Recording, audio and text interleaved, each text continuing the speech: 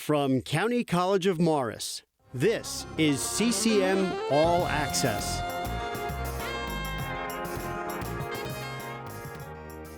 Hello, and welcome to CCM All Access. I'm Mitchell Etta, and joining us today is Professor Brian Oleksak. Today we're here in the LHT greenhouses. Welcome. Thanks for visiting. So, what I have for you first is, what drives your passion for landscape and horticulture? I've been gardening and landscaping my entire life, even starting out as a small child. So I've probably been in the business for about 40 years. So I've done many different occupations. I've done garden center management. I have worked for a landscape design build firm. I've done landscape maintenance, horticultural research, even a small stint on a dairy farm. So I've got quite a diverse palette of what I can offer in the green industry. But I'm really thrilled about plants. It's what I do as a hobby, but I love to pass it on to other people, the general public, students, what have you. So it's definitely my life choice. What was horticulture research like? Horticulture research, I did vegetable research back in the 80s. We were looking at different ways to reduce pesticide use. That's always a big driver, trying to reduce the toxicity of what's being used in agricultural productions. I also did a lot of research on different species, trying to grow them from seed. Some species have very complex dormancy mechanisms, so I did a lot of research on that too. So that was very rewarding. How come you chose to teach and learn at CCM? So I started as an adjunct over 20 years ago here at CCM. I had previously been working for Rutgers Extension, working with greenhouse operators and farmers, and so I was doing both. I was working for Rutgers and adjuncting here, and then when this position came up as professor and chairperson for the department, I thought this was a great fit for me. I love teaching in a community college because one different thing about a community college compared to universities is that most of my students are working in the industry. So they are working and applying what they learn in the classroom. It's really a perfect mesh, so you don't often get that in universities.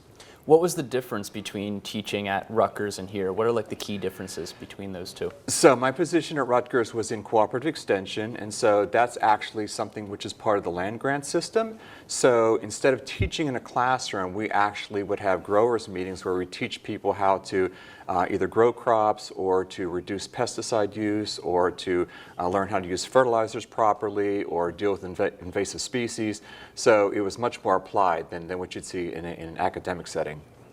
What's the relationship between landscaping and horticulture? Like what key similarities do they share? So horticulture is really a broad umbrella which includes things like landscaping, landscape design, but also what you see here, and this is greenhouse management. So we teach like how to produce the plants, how to actually grow them, how to install them, pest management, but it's even broader than that. It even goes into things like post-harvest physiology, like how you actually get plants to the grocery store, so to speak. There's also areas like horticultural therapy, actually using plants for people that might be in nursing homes or in veterans programs or schools or what have you. So horticulture is pretty broad. So landscaping is just one segment of horticulture. So before we started taping, you and I were talking about the greenhouses. Let's talk about that some more. How do the greenhouses work year-round? You mentioned how in the summer it almost sanitizes the inside because of the heat. So we're using greenhouses in an academic setting, so we're not in what you'd see in a traditional production setting where you have an overlap of crops, okay? So typically here at CCM, our fall program is poinsettias. We do over 500 poinsettias, and we sell them off in December. And then we have that little break, between fall semester, spring semester, so there's nothing in here. So our discussion earlier was like, how do we deal with insects and diseases? Well, basically, if you have no host plants, you don't have any problems. So then we pick up with production, as you see here in the springtime. This is for our spring sales. So this is annual bedding plants and perennials, and the other house we have all of our vegetables. We do a lot of tomatoes. We actually have about 12 different varieties of tomatoes. We have kind of a cult following for our tomatoes. We have lots of people who look for it because these are tomato varieties you can't find at other garden centers. So we've got lots of our heirloom types here too. So, so basically it's a little bit different than a commercial setting because we can kind of shut down and open back up. So yeah, the summertime, it gets very hot in here. It's about 100 degrees in here. Wow. So essentially we're not really growing things here in the summer because most of my students are working in the summer. So next up is explain what your greatest environmental concern is. I'd have to say my greatest environmental concern would be the impact of invasive species in the landscape. So this is both invasive plants and also invasive insects. So we teach that in all of our courses. I teach woody plant identification, which is trees and shrubs. So in that course, we're also teaching students about what not to plant. There are a lot of species that we're trying to curb.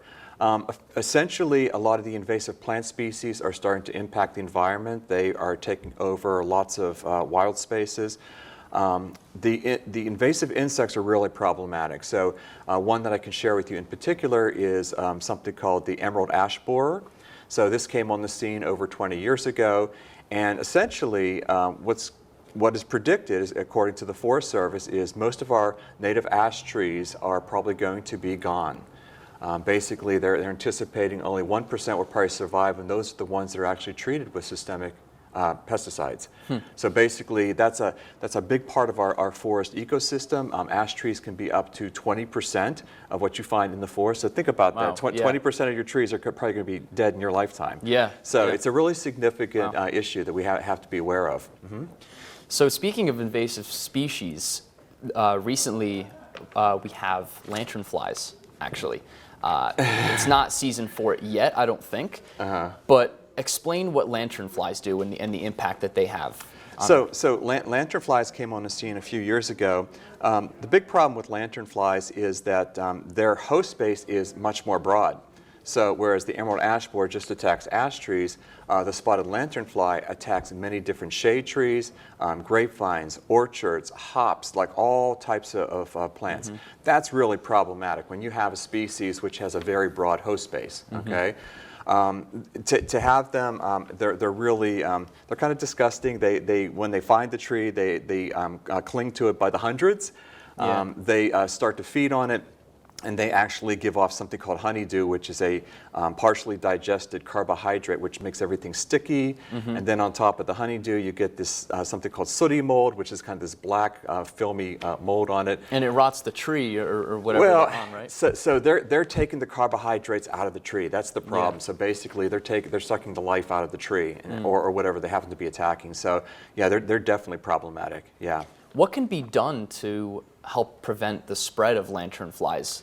So the most important thing is, through education, we tell people that, like, on their properties, they can, there are control measures on their property. We also recommend for people to, like, if you are, say, going on a camping trip or something, you're going out into the woods, that you should inspect your car when you get back, because this is one of those insect species that can hitch a ride. They might actually be on your car, and you could actually bring them back into your neighborhood. Oh, wow. So they're very adept at actually clinging to things and finding their way around. So with all the invasive species, one of the big issues is inspections of plant materials which come into this country. Those actually came into the country by way of actually stone. It wasn't even a living plant material. That's how they were introduced into this country. But that's the problem we have with invasives, because invasive species, if they are particularly from Asia, because the climate we have here in the Northeast is very similar to temperate climates that you have in Korea, China, and Japan. So basically, the insects are perfectly at home, just swapping. Yeah. So enough about lanternflies. Okay. Thank you, though. So I read online on the CCM website there was a quote. Horticultural professionals stand at the forefront of fighting these invaders through education and coordination with government agencies. Explain what that means. So we're training students to be landscape professionals. So they could be landscape designers, contractors, pest management professionals. So they're the eyes in the landscape. They're the first ones to see it. They're also the ones that we try to reach as far as control methods. They're going to be able to identify the insect and plant species. We're training them the proper way to control it. So that's really the first line of defense. In many cases, the average homeowner is not as familiar with them. So these folks that are out there are going to be like the first eyes and ears on the scene. So everything that we teach in our courses focuses on sustainability. We try to get people to use what is called integrated pest management practices. In other words, reducing your pesticides while still controlling the issue. Okay? So it's something that kind of feeds through all of the courses that we teach. And pesticides, they help with the pests, but they also have an effect on the environment as well, because I can't imagine that pesticides are also healthy for the environment if you use too much of it, correct? Right, and so there's different types of pesticides. Some are more biorational than others. In other words, like if I had a pest issue in here, the first thing I could use would be something called a horticultural soap, which doesn't leave any kind of residual toxicity. So especially when we're talking about edibles like this, you don't want residual toxicity. So a soap essentially on the insect just wears away its body, doesn't leave any type of toxin. So we always take a least toxic approach first before you bring out the big guns. Yes. Okay? Yep. So that's always our strategy in any kind of integrated pest management program. So we try to control it through cultural practices. If we have to use pesticides, use something biorational, and it's kind of a stepwise process before you use something that might leave a residual. And you said that since this is a school setting, you don't normally like to use pesticides, right? No. Pesticides all have what are called re-entry periods. So if you're using a pesticide, everything has to be blocked off. You can't have people walking in on. And so obviously this is an area where you have lots of people moving through. So we really discourage it. We try to practice good cultural practices before we bring any kind of pesticides in here. So how many greenhouses do we have here on campus? So there are 3 greenhouses. The one you're sitting in has a traditional Gothic look to it, so it's got the high ceiling to it. The material, it's a polycarbonate material, which is a hard plastic material. And so you can kind of feel from the temperature in here, it's very comfortable, even though it's kind of chilly outside. So the first 2 houses are this type of greenhouse. Our third house we built a couple years ago is actually a solar greenhouse. So it's a soft poly. It doesn't have any kind of external heat. So these are heated with propane. That one uses the sun. Okay. So basically, I was really focused on the idea of doing something like really low-tech, sustainable, something that didn't use a lot of resources, because that's kind of a theme that we have around here. So we built some raised beds in there. We grow heirloom vegetables. We grow lots of cool season vegetables. So students who are taking one of my 15-week classes, we plant the vegetables. By the end of the season, they can harvest their vegetables, so they get to see it from seed to harvest. So we've got a whole crop of garlic in there. We've got kale. We've got arugula. We've got lettuce. All kinds of things that can be grown in there. And again, no heat. We're not spending any money on propane or anything to heat those. That's just the sun. So we have a wide variety of plants here on campus. Yes, yeah, definitely. Like I said, this is all flowers in here. These are annual bedding plants, perennials. The hanging baskets you see here, which are coloring up. The other greenhouse is mostly the vegetables. We have about a dozen different tomato varieties, but then we have peppers and eggplants and herbs and all types of vegetables over there too. So as I said, we sell everything off. We've been doing this for years, so people are attuned to like when our sale happens, and so we sell right to the public or to folks here on campus. Well, maybe this will help advertise. Hopefully. And now we're going to take a break. Stay tuned, and we'll be right back. Choosing a college is a big deal. But I know I started right, because CCM is in the top 2% of community colleges in the nation. And at County College of Morris, I get to choose from over 100 programs. Whether you're just out of high school, like me, exploring career options, like me, or seeking lifelong learning, like me, make CCM your choice, like me. Go big and visit ccm.edu and aspire to be you. And we're back. I'm Mitchell Etta, and we're here with Professor Brian Oleksak here in the LHT greenhouses. So explain the story of the Asian longhorn beetle triage. So the Asian longhorn beetle came to New Jersey about 25 years ago. And as we mentioned before, it was basically an invasive that was brought here on packing material, so like pallets that came in from Asia. And it ended up here in New Jersey. New Jersey was kind of like ground zero for the Asian longhorn beetle. But what I mentioned to you before was I think that it was a great example of how the local and the state and the federal agencies all work together in addressing the problem very quickly. So this is a species that attacked many of our native trees, like our maples. And unfortunately, some neighborhoods, all the trees had to come down because they basically had to be cut down, chipped on site, incinerated so that the beetle wouldn't spread. But we essentially eradicated it here in New Jersey. It's really not a problem anymore, but that's the type of urgency that you have to have if you're going to address something like this. We have not had those successes with some of the other species that we have, but this is one where everybody got together, came to the agreement that this has to be taken care of.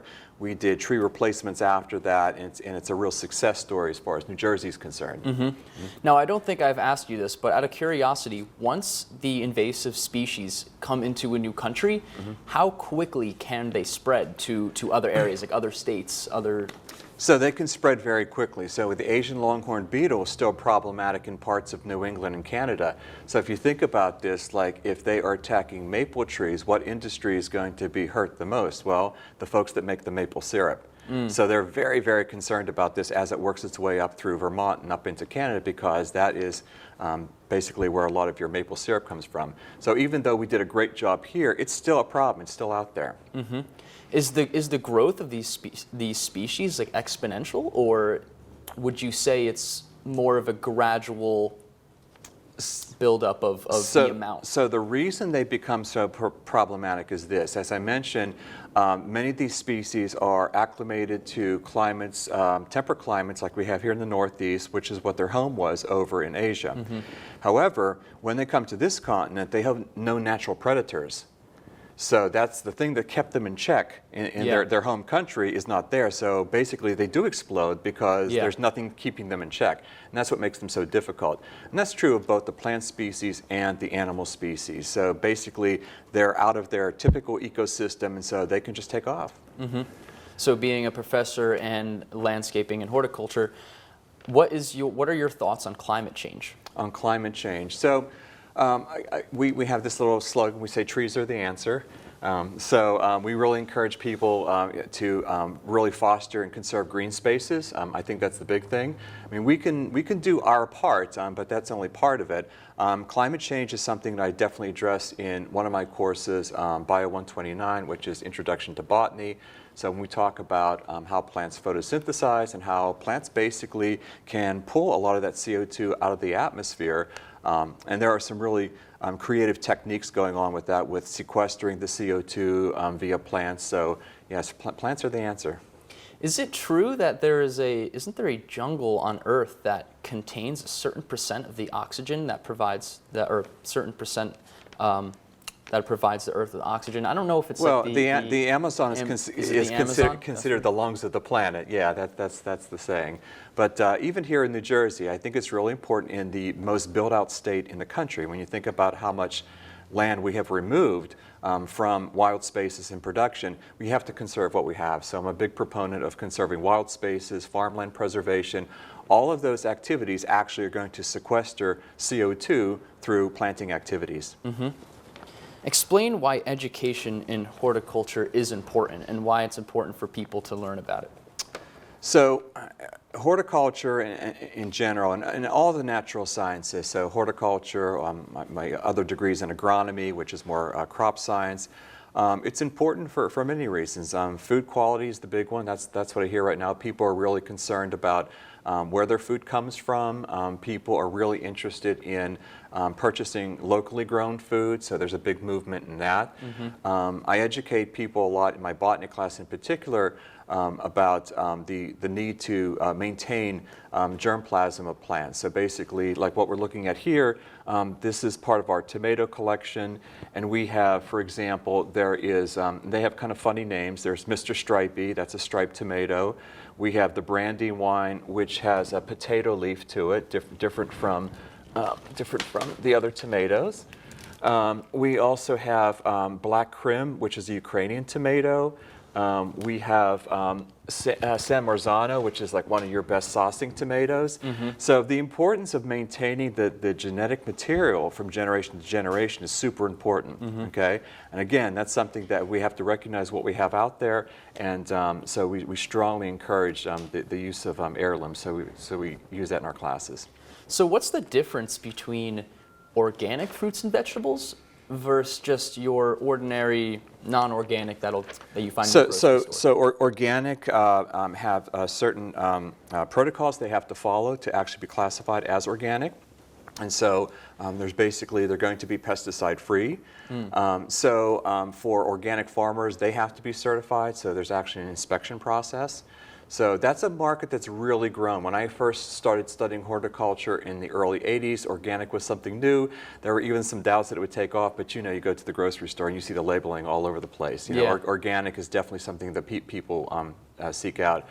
But I'm really a big proponent too of buying local. So we have like farmers markets springing up all over New Jersey. Various towns host them on the weekends.